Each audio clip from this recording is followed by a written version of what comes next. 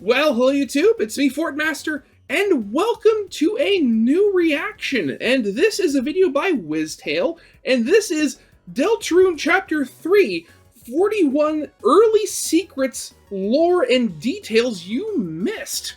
So, at the time of recording, I have just released my last episode on Deltarune Chapter 3, and as I've said before, I know I missed something. I know I missed getting the Shadow Mantle, and because I eventually learned that to get the Shadow Mantle, you need to get S rank in both of the boards to, do things in the S rank room.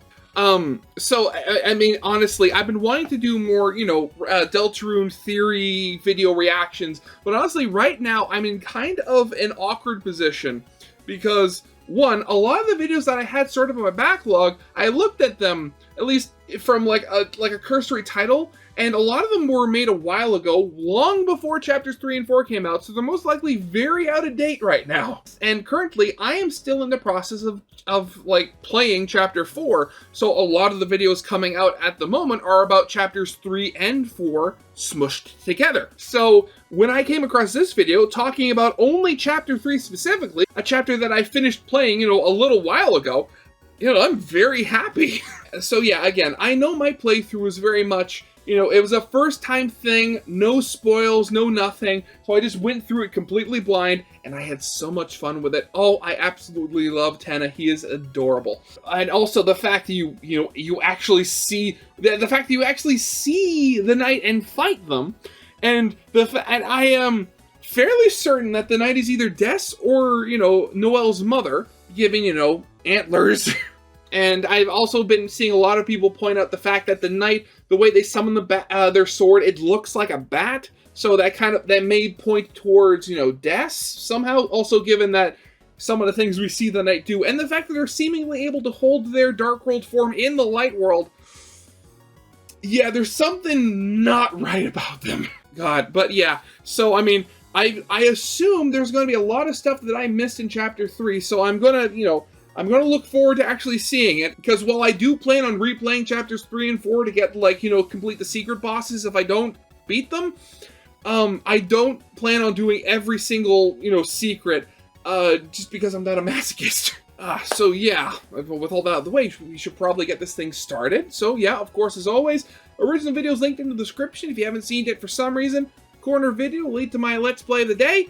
And if you like this video or any other video that I make, I'd very much appreciate it if you gave the video a like and subscribe to my channel, because my main goal for this year is to hopefully hit 5,000 subscribers, and at the current rate I'm going, that is totally doable thanks to every single one of you that thinks my channel is worth subscribing to. But yeah, with all that out of the way, let's get this thing started then, shall we? 41 early hidden secrets and details you missed from Deltarune Chapter 3. Number 1. The couch is the last place we see Susie and Chris before the dark fountain engulfs the living room, and it's where Chapter 3 kicks off. Interestingly, at the start, the couch is asleep, and Chris gets the option to sleep on it again. This is actually a way to skip the intro, taking you straight to World of TV Time, the game show area hosted by Tenna, the chapter's main antagonist. Oh, okay, yeah, I guess that does make sense. I can't, there's one of those things, in chapters 1 and 2, you can just go back to bed, but we start chapter 3 in the Dark World. I never thought about how you skip, the opening section if you've already played. If you decide to save or go to another room and then come back, the couch will wake up and slowly walk off screen. It's because it's the same couch Tenna uses for his challenges, so sleeping on it warps you to the games, though obviously this only works if you've already been in the chapter once. Wait, it's the same... Okay, I didn't know that. Interesting. Also, I only just realized that, those are potentially eyes and those are the little feet. Oh god, that's kind of creepy now that I think about it.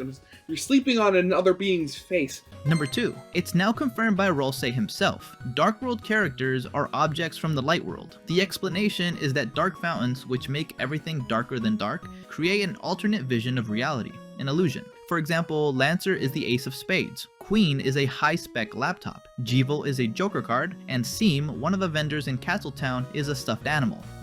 Which is weird. I mean, granted, again, it's one of those things.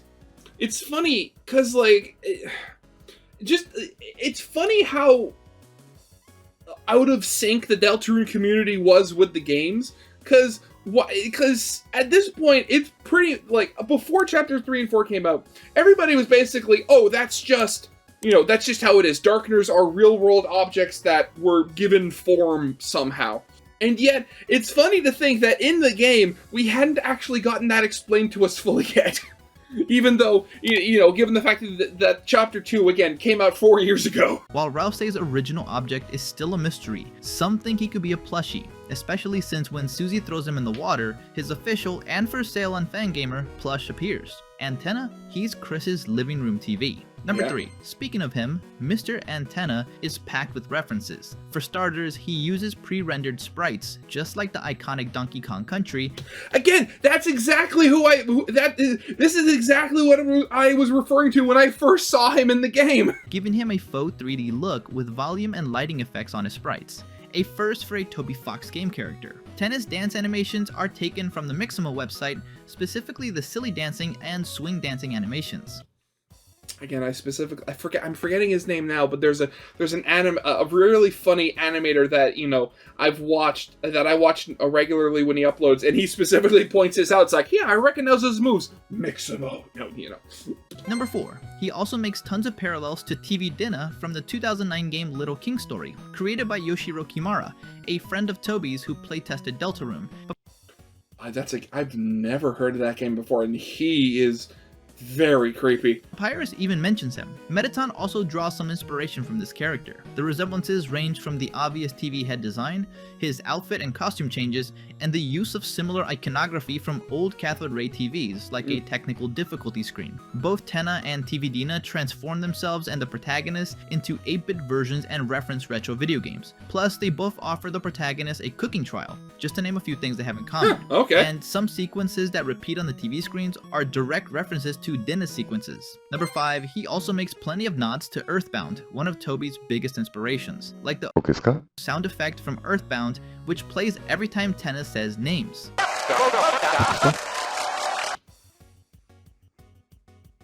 Huh, interesting. I mean, I didn't hear that. I was too focused on the applause. If you try to name Chris Cree, he'll say, well, don't cry until the ending, folks. Very similar to Mother's tagline, no crying until the end. I mean, that's one of those things I discovered. Actually, again, and I know I shouldn't be surprised by it, but again, the all of the hidden things you can type into that, into like the name thing there, like I just automatically went, oh, Chris, let's try to fit in Chris as best we can, and then, oh, hey, that's actually in, and then just all the other things that can pop up. Oh God, so funny. Other name interactions include Susie laughing if you type ass, and if you use sus, he'll say it's confusing. Number 6, if you try to type something like f, the letters will disappear to make it impossible to abbreviate. Something similar happens if you type WD. The G vanishes. WD if you gaster. try to force it by editing game files, Tenna will just put up the technical difficulty sign and change the name. Number 7, Tenna makes them play TV Time The Legend of Tenna, a direct homage to several games in the Legend of Zelda series, primarily drawing inspiration from Link's Awakening, Oracle of Ages, and Oracle of Seasons. The Power Croissant is a humorous reference to the Power Bracelet due to its visual similarity in the 8-bit graphics of the Game Boy Color Zelda games, where both items lift and throw pots. It also alludes to the croissant Muffet sells in Undertale, which she mistakenly thinks is a power bracelet. The entrance to the secret fan mail room is almost identical to a puzzle in the first dungeon of Chapter 1. Number 8. When Susie grabs one of the keys, the shopkeeper yells, thief. This is similar to what happens in Link's Awakening if Link steals from the shop. He's called Thief forever. The music that plays when Lancer is digging is called Dig Dig Dig to the center of the earth, which comes from a line Marin says in Link's Awakening. And although there's a health bar, if you lose all your health, Tenna just deducts points. If you run out of points, he says the punishment is watching Chris play. And if God, yeah, I discovered that. And then it's this first block pushing puzzle, which again, I had no idea how to do because I didn't know that those tiles indicated where you could push the block. Again, so what happens when you've never played a game before? If you mess up a puzzle, Susie will throw the controller at Chris, and Rosse ends up solving it. Number 9. In every chapter, Toby has literally left a hidden egg. These are optional collectibles always given by a man behind a tree, hiding his identity. This time, they're a bit harder to find. In one of the hidden 8-bit games, you have to throw a box across a river. Then you need to go to Nowhere, a place a zapper can take you if you select that it's a hacker. There'll be a couple more games, and eventually you reach a mumble who claims Nowhere is somewhere else and gives you a pass. On returning, you'll battle a Ribic Rousey who has a Croak on X option, which makes the party escape into an 8-bit game. I remember it having the croak on X. I just thought the X meant, X as in all or something like that. I didn't think... This world has tons of details we'll save for the Chapter 3 Curiosity series, but the important thing is we find another tree. The man will call himself the Forgotten Man. If you tell him you won't forget him, he'll say he's just a man and explain that the whole world used to look like this, before the dinosaurs, though hybrids like Susie still exist. He claims it's the only place he can maintain himself, but knows it will soon be destroyed. If you tell him you'll see him again, he gives you the third egg. Number 10. Wait, hybrids like Susie? Okay, I mean, as I said, I'm currently playing Chapter 4. There's something in Chapter 4 that kind of I'm going to hold off. I don't know. I'm going to not talk about it until that video actually comes out. Before his game show starts, Tenna lists the potential winners' prizes: a cowboy shower curtain with flowers, a family car from Icy's company, the FNAF parody, which he misspells as family, meaning famous, a talkback toy that belongs to Azrio, hair-catching drink protectors, chocolate rolls, and a Rousey plushie. Which I have eventually learned were all things you could win from the Spamton sweepstakes. Apparently, from everything I've learned, the Spamton sweepstakes were just a massive, just a massive hint pointing towards this chapter. Number 11. If you were disappointed about not winning any of those despite beating Tenna's challenges, there's a way to steal them. Near the final battle, you can return to the walls of screens. One of them will have a green screen and Tenna's smile. Interacting with it opens a bonus zone with all the prizes, which the Pippins will then take full advantage of, looting literally everything. Number 12. The resemblance between Spamton and Tenna is pretty obvious. Not only were they both tricked by a mic nobody has seen, but Tenna even says one of Spamton's lines and asks if anyone remembers the verse. It even seems like he's been expecting him and had a spot ready for him in the dungeon of the first Legend of Tenna game, as he mentions a mailman was supposed to show up. Number 13. In fact, you can actually get them to reunite. What? After leading Tenna's prize bonus room, you have Spamton's post-battle item equipped. One of his Pippins will come out of Tenna's storeroom, lamenting having no one to help. Spamton then pops out of your inventory, thrilled someone cares about him. Though Tenna seems surprised by his appearance, he ends up acting like he doesn't know who Spamton is and attacks him to defend his Pippin. The amazing Alex Rochon, famous for voicing Kane from the Amazing Digital Circus and doing Spamton fan dubs, even gifted us this scene with voices for everyone. Trashy! You kept it! You really do care!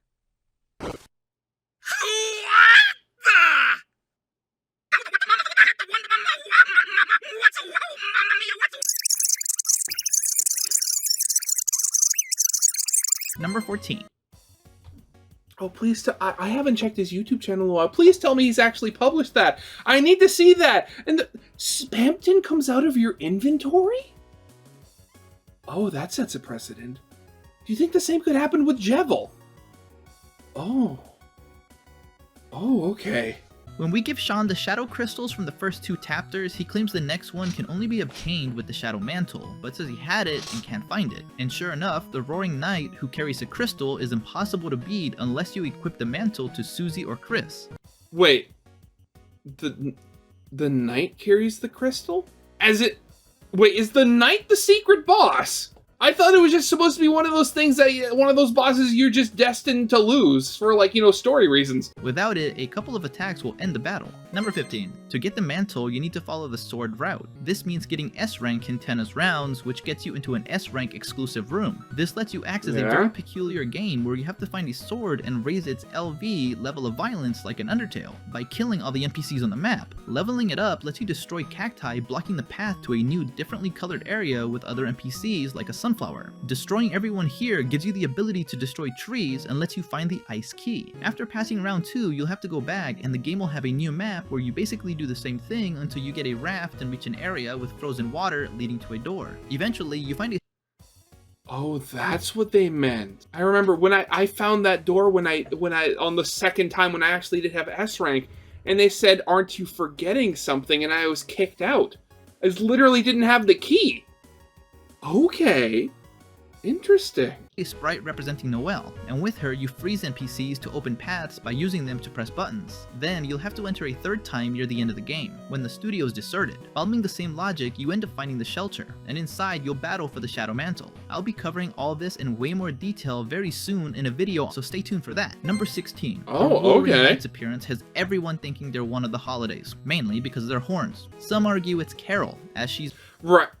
Again, I've started playing Chapter 4, so I've seen this. And the fact that she literally has a katana above the stove. mentioned to use a katana, which can be seen in the kitchen. However, many believe the Roaring Knight's weapon is a bat, broken from use, since the computer belonging to Des, Noelle's unseen older sister, describes her carrying a broken bat. This would explain why her guitar has the code for the fort, and why Carol helps them so much. Number 17. Even with the mantle, beating the knight is a very, very tough task, something Gaster, or what seems to be him, is apparently aware of. Many players, after trying to beat the Roaring Knight and restarting after several attempts, encountered the message, "Very interesting. Your defeat is guaranteed," and yet you persist. If you have enough determination to try one more time, then, shall we hasten it? Tidbits like this have revived the theory that WD Gaster is the game's developer. Number 18.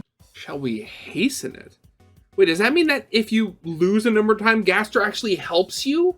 Or makes the battle easier somehow? Okay. Another thing data miners found was Des, or what's believed to be her representation. As we saw, on the sword route, we could find a character with Noelle's powers who previously had a reindeer sprite placeholder. Interestingly, they found another, completely black reindeer sprite. This was also used as a placeholder for an enemy that mimics your movement near the end of that route. They even found it had full animations ready to be used, and if we defeat the knight in Chapter 3 and check on Toriel before following Susie, it'll mention her face is contorted by anguish. Also, if we lose to the knight, they'll say, "Sleep soundly."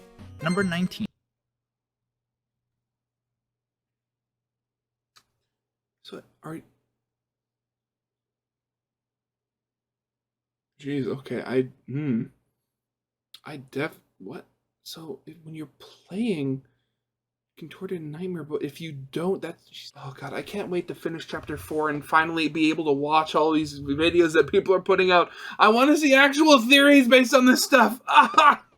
And another reason the knight has caused so much buzz is that beating them doesn't stop Undyne from being taken, nor does it change much about the ending. The knight turns into a sphere that many compare to a baseball. After a few black screens, Susie and Raze end up defeated. The knight places their weapon on Chris's shoulder, and Chris kneels as if being knighted for a job well done. Wait a minute, is that a chunk of the sword? Number 20. This chapter confirms that the king, Chapter 1's antagonist, was using the Shadow Mantle, which abandons him when Chris defeats him. It apparently returns to Sean, but many have no idea how it ended up in Chris's room. Some claim it involves Shaun Cat, a character who appears for a few seconds during Chapter 2 when we enter the basement to find Neil Spamton's body. So I was right. I was right. The mantle was the cape. Yes. That's 2 theories for me. Yes. Actually possible he followed Chris to Castletown, got the mantle there, and ended up leaving it in their living room. Number 21. Some pretty interesting unused dialogue has also been found in the code. In it, someone talks about dreaming of entering a dark world only for the door to close behind them, trapping them. They wander, unsure if it's a dream, losing all track of time. They stop needing food and water, unable to distinguish between being awake or asleep, accompanied by a dark silence, except for a roar, a noise they sometimes hear that makes them feel like someone is listening. All this could reference Gaster and his fusion with the core, as his followers tell us in Undertale. But if you pay close attention, it's more likely Des, who might have gotten lost in a dark world, and that her mother Carol, who by the way has still not appeared, is using the knight's power to create roaring dark worlds in an attempt to find her daughter. So there's more hidden text. Okay. Again, I'm still holding out on the idea that it's either Des or the Mayor Holiday. Number 22. Another thing found in the data is an unused third Tenna game board level. Curiously, Tenna's show gets interrupted as he's preparing for this level. It was possibly unfinished in time, and many of its elements ended up in the sword route. The map is quite advanced with question sections, enemies, and an ending where Tenna increases the number of questions to a ridiculous amount. But thankfully, Susie throws yogurt at the controls, stopping the game. Number 23. Undyne shows up to save the day before the knight can get Rousey. Remember, Chapter 2 ends with Toriel calling the police about the tires Chris slashed, and although Undyne always seemed to treat talk of Dark Worlds as a joke, she ended up having powers similar to her Undertale counterpart. And get this, super juicy detail. They found unused dialogue from her where, looking through the Shadow Crystal, for a few seconds it seemed like we were seeing Undyne frozen in ice. This could have confirmed Holiday's involvement if it had been kept in. Okay, interesting. Again, it's one of those things I asked in my Discord server after I completed Chapter 3, and it's that why was Toriel in so much danger in the Dark World? Like, Tenna specifically says that Toriel's in grave danger if she wakes up, and then at the end we see the knight trying to either suck out her soul or suck her towards it, or doing something with the vacuum beam coming out of its hand. At which point it then kidnaps Undyne. So, and somebody pointed out specifically that, we have no idea how, power scales in the Dark World with age. Currently, all the Darkners we've actually seen, active in the Dark World, excluding, Sleepy Toriel, we've seen, they're pretty much all on par power-wise. And yet, here we see Undyne, who, depending on how you look at it, is seemingly only in the Dark World for a couple of minutes after going in through, the Dreamer's front door and then seeing the battle unfold. And yet she's chucking energy spears like it's Undertale all over again almost instantly. So, is there some sort of thing where, grown-ups are just another power level entirely in the Dark World? What's going on there? Again, I'm kind of holding my tongue right now because there are some things that I've learned in Chapter 4, but I'm waiting until those actual episodes have actually come out. Number 24. When Tenna takes control of the game and puts the heroes through modified minigames, we see that in the Waiter game, only fireballs fall. The supposed diners emerge from a Mario-like pipe and enter another. Their sprites completely blacked out. Although it's been confirmed these are all Ice-E heads, when the minigame ends, Tenna implies they're all very sleepy, suggesting Ice-E bored them to sleep even though you couldn't really tell what they were. Again, Ice-E, Ice-E, with all the, again, if it turns out, after all these years, if Deltarune actually does, give any concrete information on Gaster, I guarantee the next big thing is going to be Ice-E, because Ice-E is weird. It's weird just in a completely different way than Gaster. Number 25. Another thing that stands out is that Guitar Hero style song they have to play. There are already a bunch of versions with vocals online, but the curious thing is, while the lyrics seem to be about a fiery, action-packed brawl, even mentioning a bat to go fight with, the lyrics completely change when Rousey sings it. Yeah, I've seen a couple of versions of that, specifically the original, and then there's the Rousey version, which again, when I was playing, didn't notice because I was more focused on, hitting the buttons.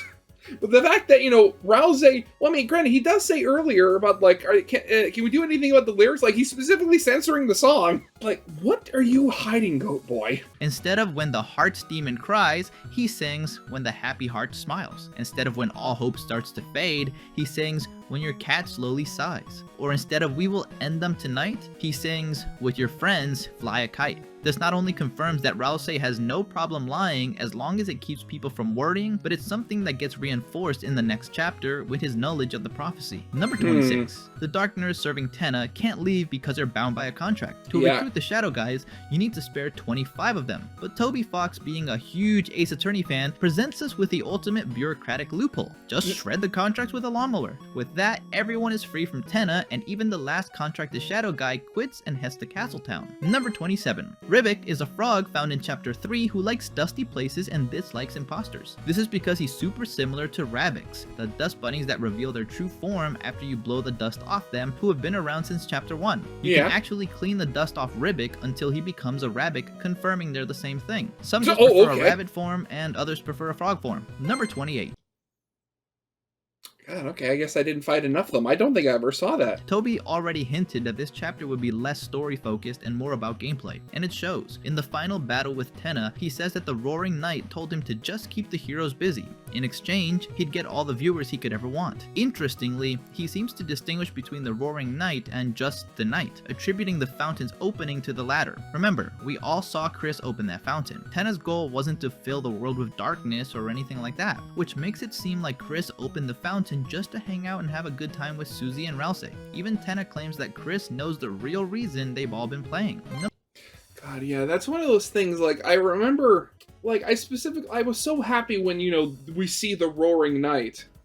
And I assume that, you know, again, Chris left the door open so, you know, smoke could come out, and presumably what the plan was, Toriel called Undyne, and then, you know, Undyne would rush in because, you know, there's black smoke coming out of the house. Is there a fire? Who knows? But apparently, that's, you know, the Roaring Knight took the chance and actually entered the house when that happened. Ugh. Like your windows and doors, am I right? Number 39. There's a third Tenna minigame, besides the food delivery and Guitar Hero sim, Monster Movie. In this one, Susie is dressed up as Susie Zilla, dangling from a rope to destroy everyone attacking Tenna. It's worth noting that this is one of the hardest games to get an S rank on. The final attack doesn't stop until the statue is destroyed or you get 800 points. If that happens, the annoying dog makes another appearance to destroy the statue himself and end the game. Jeez, okay, I didn't know that. I mean, I know that game is pretty hard. Like, I think, when I played it in my playthrough, I got, what was it, like 300 points? 320? And man, it was difficult near the end there.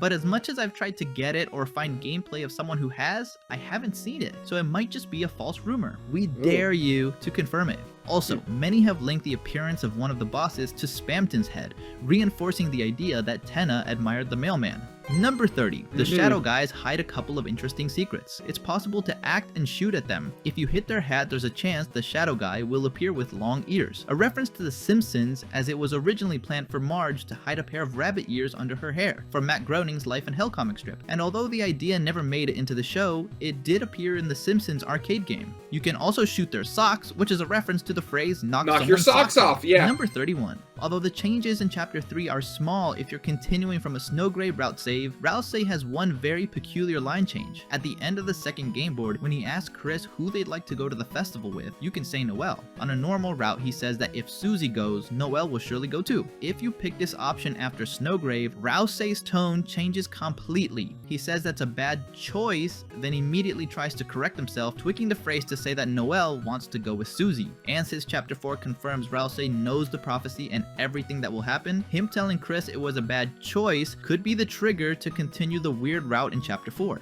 Number 32. Man Country, the place where you find the guy who gives you the third egg, has drawn attention because he can give you his schedule.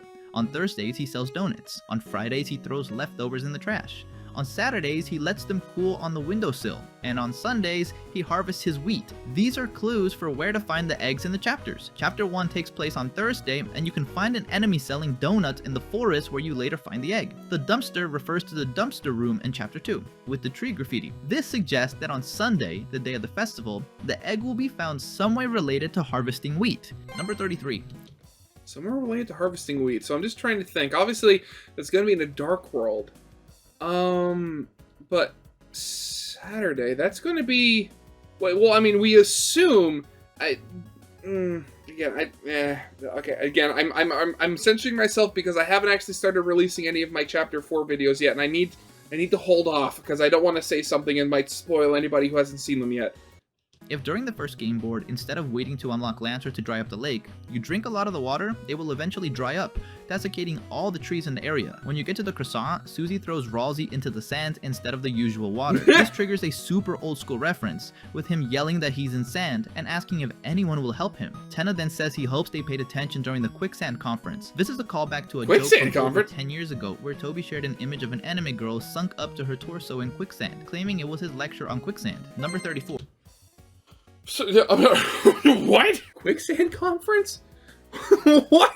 Okay, not gonna even, like, begin to try to dissect that one. Tenna's motive for doing everything he can to keep the heroes in his dark world is revealed in a flashback. He recounts how everyone used to gather to watch him, but one by one, they lost interest. This is super interesting because we see the silhouettes of Torio, Asgore, Carol, Rudolph, Azriel, Chris, and Noelle. The first to leave is Des, then her mother, then Asgore, Noelle, Rudolph, and Azriel, leaving only Chris and Torio. Which, again, that's kind of funny. I didn't notice that at the time, but it's the fact that Rudy, he's still stuck around even after both of his kids and his wife stopped. Well, I mean, one of his kids kind of couldn't stop, but I mean, the fact that, you know, the rest of his family and, you know, the husband of the other family stopped showing up, you know, obviously because of the divorce, but he still kept showing up. Like, that obviously hopefully means that he was, you know, a very good family friend at the very least. I mean, it's kind of sad that, you know, even him, like, the rest of his family stopped showing up, but he still kept coming. It's sad when you think about it. This reinforces the idea that something happened with Des that changed the family. Tenna even seems to hate family fights. Number 35. Again, I saw a joke on Twitter about that where it's like, you have to know that the fights were bad when it traumatized the TV. Another very strange thing about the Shadow guys is that not all of them have rabbit ears under their shadows. Yeah, some of them have find wolf ears. Cat ears during the wolf card battle. This might not seem important at first, but in Chapter 4, a final boss reveals the Mikes, Darkners who have disguised themselves as Mike, so Tenna has someone to talk to. Interestingly, Mike Cat is a disguised Shadow guy. However, Mike Cat's appearance is very different from what we see right when Ralsei explains the rules of how objects come to life in Dark Worlds. There, we see a creature with the same face as Mike Cat, but a body more like Endogyne, an amalgamate from Undertale. This has led to the theory that Mike Cat is this figure that looks like a silhouette of multiple cats. Perhaps all the cat-eared Shadow guys combine to form this dimension's version of an Endogyne. Geez, that's an odd thought. 36. During the battle with Tenna, the scenes will vary with multiple minigames that change every... I'm sorry, wait, what was that? I didn't notice that. Was Ralsei turned into the plush? What? Oh god, poor Ralsei. Games that change every few seconds. This is a direct reference to the WarioWare series of games, where you have to complete short micro games at an increasingly fast pace. Number 37. There's a secret room inside the TV studio. At the prize machine, where it's possible for the annoying dog to appear as a prize, if you entered the exact amount of 1,225 points, the game freezes for a second and sends the group to a strange maze-like room. You can find a blue gumball machine in this room, and interacting with it gives you a dark triangular object. You can't hold it and drop it, and then the game tells you can't find it anymore. You can't find Chris's hand. Many suspect the numbers are the date for Christmas, 1225, and relate to Des, and that this disappearance of Chris's body could have trapped her in a dark world.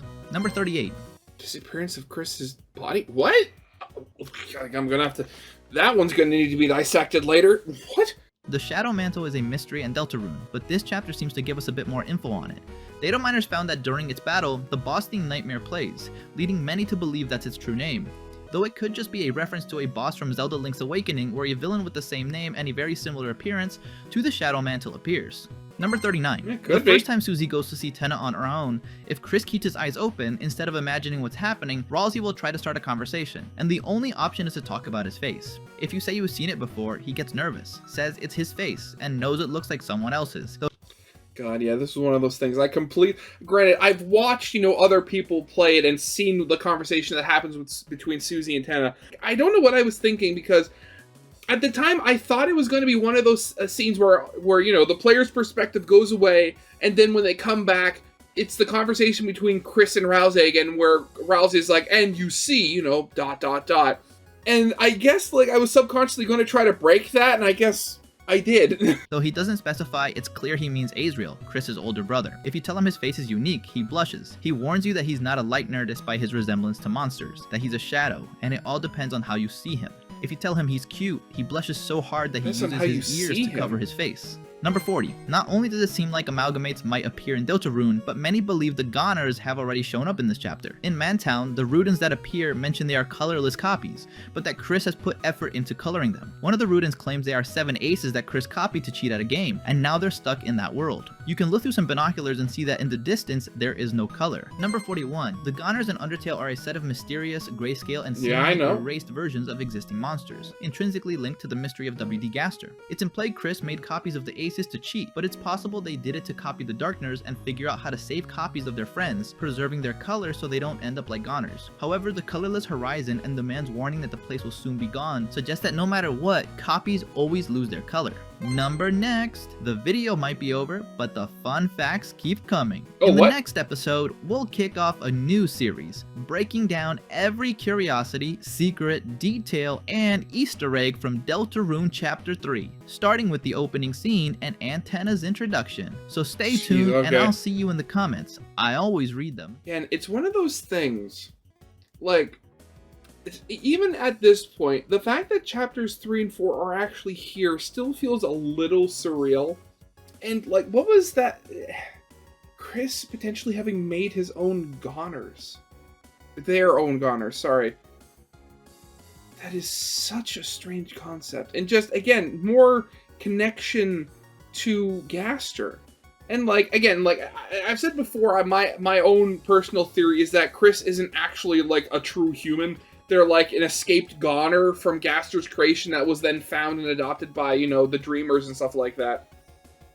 So the fact that potentially, like, Chris might have been trying to learn more, or, like, even imitate their creator, quote-unquote. Oh, yeah, but again, so happy that I can finally start getting back into Deltarune, you know, stuff like that. And if there are any more videos out there that are just about Chapter 3, until I finished releasing my Chapter 4 videos, I would very much love to hear about it. But yeah, that's definitely going to be it for now. So yeah, I hope you guys liked. If you did, leave a like, subscribe if you have not, and I'll see you guys next time. Goodbye.